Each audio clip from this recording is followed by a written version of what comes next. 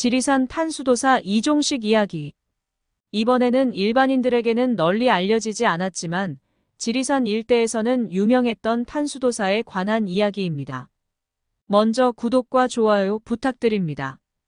탄수 이종식은 1871년 구한 말에 지리산에서 태어나 일제 36년이라는 암흑기를 살다 1945년에 돌아간 인물이다. 어떤 시대에 태어나느냐도 굉장히 중요하다. 마음에 맞는 시대에 태어난다는 게 마음대로 안 된다. 중국에서 19세기에 태어났던 허운대사도 굉장히 도력이 높았다. 근자에 대만의 국사를 지내다가 작고한 남획은 선생의 할아버지 선생에 해당하는 인물이다. 이 양반이 공산당의 모택동 정권이 들어서자 이 시대는 나하고 안 맞는다고 하면서 좀 일찍 세상을 떠버렸다. 자연 수명은 더 살 수 있었음에도 불구하고 미리 당겨서 세상을 떠버렸다고 이 분야 선수들 사이에서 회자되는 이야기다. 탄수도 구군이 안 좋을 때 태어났다. 좋을 때 태어났더라면 좀 더 드라마틱한 활동을 했을 것이다. 그러나 인생사에는 동전의 양면이 존재하기 마련이다. 안 좋은 시대에 태어났으니까 도를 닦게 된 것이다. 잘 나가는 시대라면 도 안 닦는다. 탄수가 지리산의 금대암에 들어가 10년 넘게 도를 닦게 된 계기는 일제의 탄압에서 비롯된다. 탄수의 아버지가 1907년에 의병활동에 총과 군자금을 지원했기 때문이다. 당시 구례의 지리산 연곡사에서 녹천 고광순 대장의 지휘하에 모였던 조선 의병들이 일본군의 기습 공격을 받아 크게 타격을 받았다. 의병의 상당수가 죽었지만 소수는 살아남았다. 살아남은 의병들은 지리산의 험준한 계곡인 칠선계곡으로 들어갔고 이 칠선계곡 깊은 곳에 있었던 상원사에 진을 쳤다. 해발 1200m 지점의 깊은 계곡에 위치한 상원사는 옛날부터 일종의 요새지형으로 꼽아왔던 곳이다. 1907년 당시 조선 의병들은 이 칠선계곡과 백무동을 중심으로 각각의 대오를 형성하고 있었다. 추성의진과 백무의진 그것이다. 이 칠선계곡 상원사 근방의 추성의진을 이끌던 대장은 이 지역 인물이었던 석상용 대장이었다. 이 동네 토박이었다. 자식들 혼사도 이 근방 사람과 하기 마련이었다. 탄수의 아버지였던 죽포와 석상용은 서로 사돈간이었다. 사돈이 의병대장으로 나서니 밥 먹고 사는 부자였던 죽포는 당연히 총과 돈을 대줄 수밖에 없었다. 지리산 산골짜기에서 당시 3천석 정도의 부자라면 대단한 부자였다. 총은 어디에서 났을까? 총은 비싼 귀물이었다. 당시 전국의 포수들에게 화승총의 소유가 허락되었고 포수들 사이에서 15만에서 20만 자루가량의 화승총이 유통되었다고 한다. 이 포수들 총을 죽포 집안에서 사들여 석상에게 지원했던 것이다. 지리산 동북쪽 계곡의 추성의진과 백무의진의 의병들은 당시 일본군 토벌대 본부가 있던 실상사를 공격하기로 했다. 하지만 이 공격이 실패로 돌아가면서 오히려 일본 토벌군에게 사살되거나 사로잡히게 되었다. 문제는 총이었다. 너희들, 이 총 어디에서 났느냐? 잔혹한 고문에 못 이겼다. 죽포 선생이 준 것이다. 일본군 헌병대가 죽포를 체포하러 왔다. 그러나 당시 죽포 이규현은 노인이었던 것이다. 1907년 당시 우리 나이로 62세, 환갑 넘은 노인을 잡아갈 수는 없었다. 죽포의 장남이었던 이종순이 실제로 군자금과 총을 대었던 인물이었다. 그러나 당사자 이종순은 일제가 잡으러 올 줄 미리 알고 다른 곳으로 피신해 있었던 상황이었다. 일본 헌병대는 죽포의 집을 찾아와 으름장을 놓았다.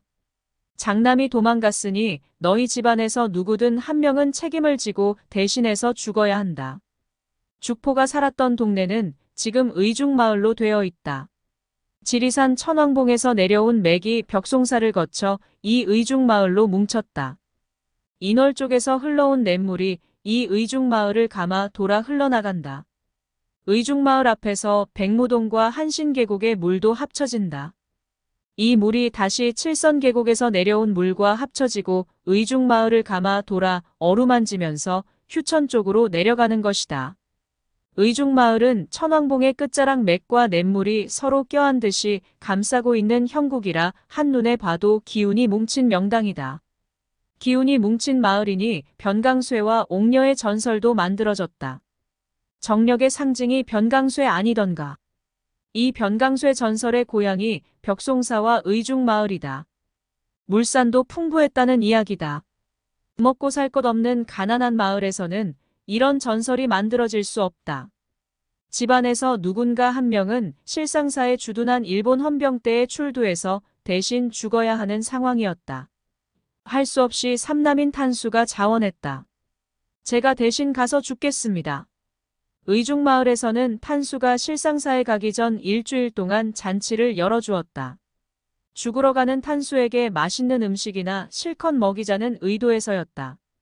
절처봉생이라는 말이 있다.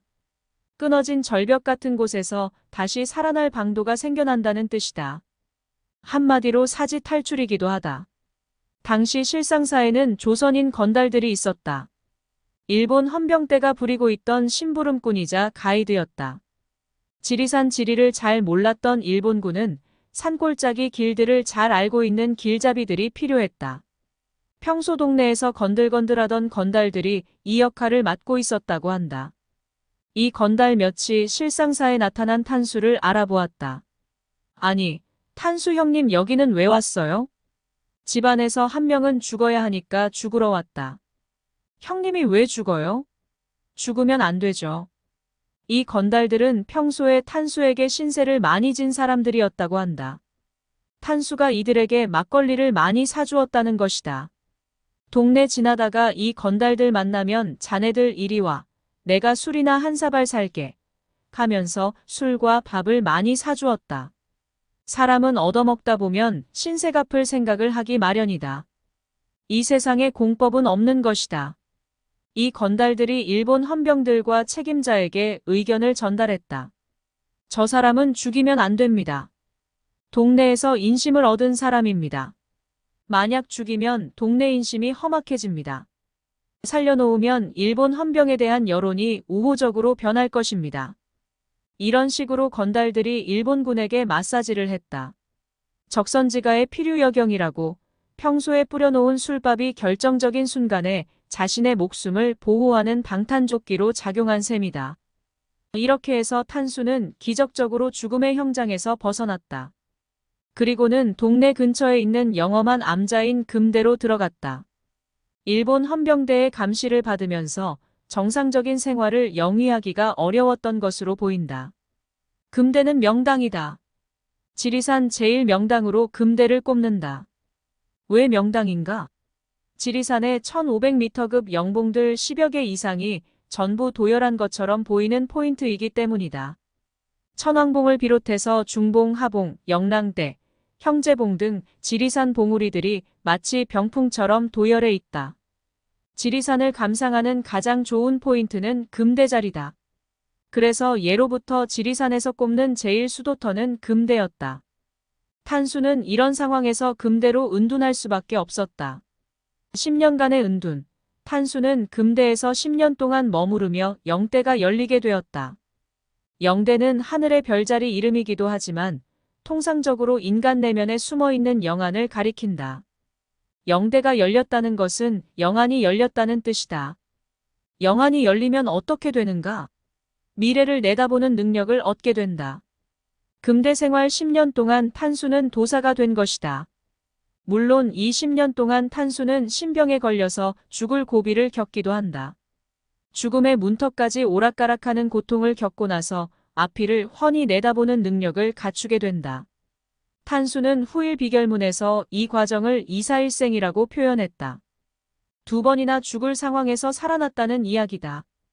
탄수는 8.15 해방 일자와 해방 이후 지리산에서 빨치산 전투가 벌어져 많은 피를 흘리게 된다는 사실을 예언했다. 또한 지리산이 팔도 사람이 모이는 관광 명소가 된다는 점, 그리고 금계 마을에 있으면 6.25 전쟁 때 사람이 안 죽는다는 부분도 예언했다. 지리산 도사 탄수는 외정시대에 아들들을 학교에 보내지 않았다. 일본 사람 머슴이 된다고 보았기 때문이다. 일본 놈들이 세운 학교에 다닐 필요 없다. 그러나 셋째 아들은 학교에 보냈다. 왜 셋째는 학교에 보냅니까? 걔가 졸업할 때가 되면 일본 세상은 끝나 있을 것이다. 셋째 아들은 외정 때 학교를 다녔다. 졸업을 했으나 일본의 강제징용에 끌려가게 되었다. 그 시점이 1945년 8월 14일이었다고 한다. 아니, 일본 세상은 끝난다고 했는데 저 아들은 왜 징용으로 끌려가게 되는 거지? 그동안 탄수의 몇 가지 예언이 모두 맞는 것을 지켜본 주변 사람들은 당연히 의문을 가졌다. 이건 안 맞나? 함양군 마천면에서 8월 14일 징용으로 끌려간 셋째 아들은 다음 날 함양읍에서 다음 장소로 이동하기 위해 대기하고 있었다. 다음 날이 바로 8월 15일이었다.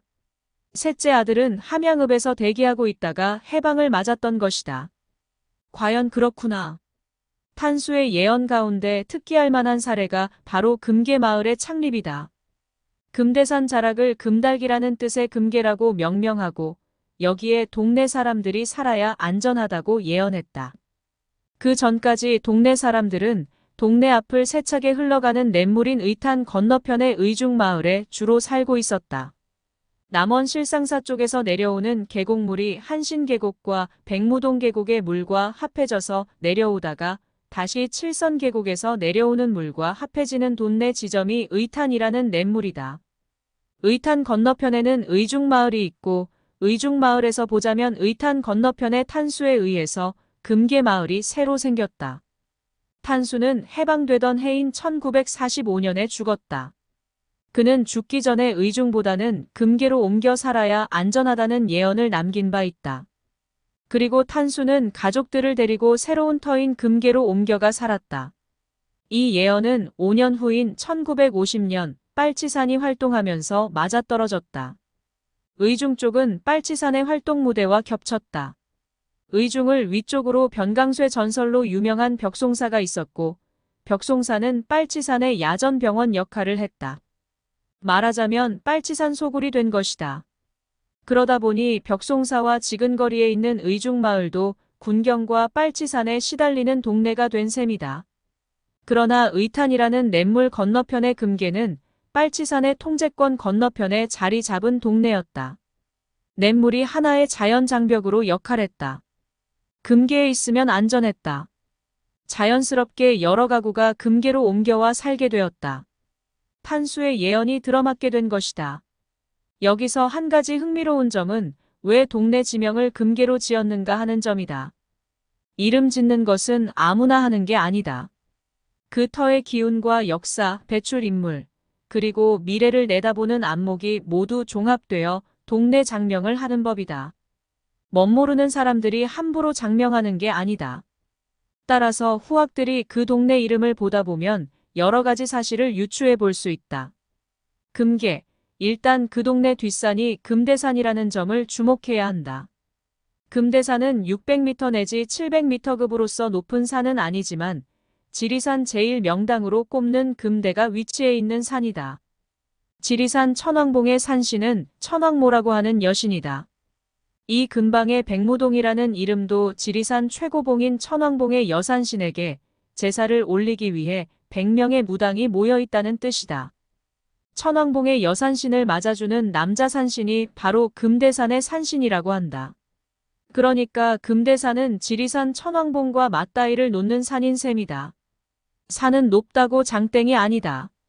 낮아도 파워가 있으면 장땡이다. 이 금대산에 대해서 고래로부터 많은 전설이 이어져 왔다. 우선 금대암에 올라가면 지리산 준흥선의 1000m급 봉우리 10여 개가 바라보인다. 지리산 영봉들을 조망하기에는 금대암 자리가 최적이다. 이러한 뷰 포인트가 없다. 금대암에서 영봉들을 바라본다는 의미는 그 봉우리들로부터 뿜어져 나오는 에너지를 모두 받아들일 수 있다는 의미다. 10여 개 이상의 봉우리로부터 레이저가 쏟아져 나오면 이 또한 대단한 영적 자원에 해당한다. 이러한 에너지를 받아야 정신세계에 입문한다. 정신세계 입문도 산천의 전기를 받아야 가능하다. 금대산의 금대암이야말로 이러한 종합선물 세트 에너지를 받기에는 최적의 장소다. 그래서 옛날 도인들이 지리산 제1명당을 금대로 꼽았던 것이다. 또 하나의 포인트는 이 금대산이 멀리서 보면 말의 안장처럼 가운데가 오목하게 들어간 형태로 보인다는 점이다. 산의 가운데가 약간 들어가거나 또는 작은 봉우리가 있고 그 바로 옆으로 조금 더 높은 봉우리가 있으면 이를 말 안장으로 본다. 풍수에서는 마체라고 판정한다. 마체가 동네 앞에 있거나 집터 앞에 있으면 귀인이 나온다고 믿는다. 귀인은 반드시 말을 타고 온다. 말 안장을 걸친 말이 앞에 있으면 그 터에서는 귀인이 출현한다고 여겼다. 금대산이 하나의 거대한 말 안장으로 보이는 지점이 있다. 바로 마적대다. 휴천면 쪽에 있는 마적대는 옛날에 마적도사가 돌을 닦던 터라고 한다. 이 마적대에서 금대를 바라보면 마체로 보인다. 마적대라는 이름도 이 마체로부터 에너지를 직통으로 받는 지점에 해당하기 때문에 붙여진 이름 같다. 적대 밑으로는 계곡 물소리가 은은하게 들리고 바닥은 바위 안반이며 옆에는 500년은 되어 보이는 소나무가 서 있다. 왜 이름이 마적인가? 말의 자취? 정면에 보이는 금대산이 말 안장으로 보이기 때문이다. 금대의 에너지를 가장 많이 받는 지점이라서 마적대라 이름했다. 아마도 마적도사는 이 금대산을 보면서 수도했을 것이다. 마적대에 앉아 있으면 금대산의 에너지가 들어온다. 마천면의 마천이라는 이름도 이 거대한 말이 물을 먹는다는 뜻에서 말마자를 써서 이름을 짓지 않았는가 싶다. 금마음수의 형국인 것이다. 고대의 말은 가장 중요한 군사적 무기이자 전략 자산이었다. 말을 탄 기마병은 그 스피드와 파괴력에서 보병을 압도하기 마련이다. 말이 있으면 전쟁에서 이기는 것이다. 그 말 중에 최고의 말이 바로 황금말, 금마인 셈이다. 금마는 왕이 타는 말이기도 하다. 그 왕은 아마도 가야의 마지막 왕이었던 구영왕이 아니었나 싶다. 신라에 쫓긴 가야는 마지막에 지리산에 성터를 짓고 머물렀다. 지금의 마천면 일대이다. 벽송사 뒤로 올라가면 추성이 있다. 추는 북두칠성의 제1번 별이다. 추기경이라고 할 때도 이 추자를 쓴다. 한마디로 하늘의 중심이라는 의미다. 마지막 가야의 왕과 그 신하들은 이 깊은 산골짜기 봉우리에 성을 쌓고 그 이름만큼은 북두칠성의 추자를 붙여 추성이라고 이름했다. 이름이라도 추성이라고 붙여야만 자신들의 비참한 처지를 달랠 수 있었을 것이다. 그런데 이 추성에서 금대산을 바라보면 그 모습이 또 다르다. 산은 보는 각도에 따라서 모습을 바꾼다. 이때의 금대산은 커다란 범종 또는 바가지를 엎어놓은 것처럼 보인다. 풍수가에서는 종처럼 생긴 산을 가리켜 금체라고 부르며 삼각형처럼 뾰족하면 목체라고 간주한다. 수화목금토 오행 가운데 철모, 바가지, 종 모양을 금에 해당한다고 보는 것이다. 따라서 금대산 이름에 금자가 붙은 배경에는 추성에서 바라본 산 모습이 금이었기 때문에 붙여진 이름이 아니었을까 짐작해본다. 이 금대는 지리산의 도솔대, 무주대, 적대와 함께 함양 일대의 명당으로 존중받아왔다. 탄수도사가 10년간 틀어박혀 돌을 닦은 금대산의 금대암은 그 터가 범상치 않았다는 이야기다. 구독과 좋아요 부탁드립니다.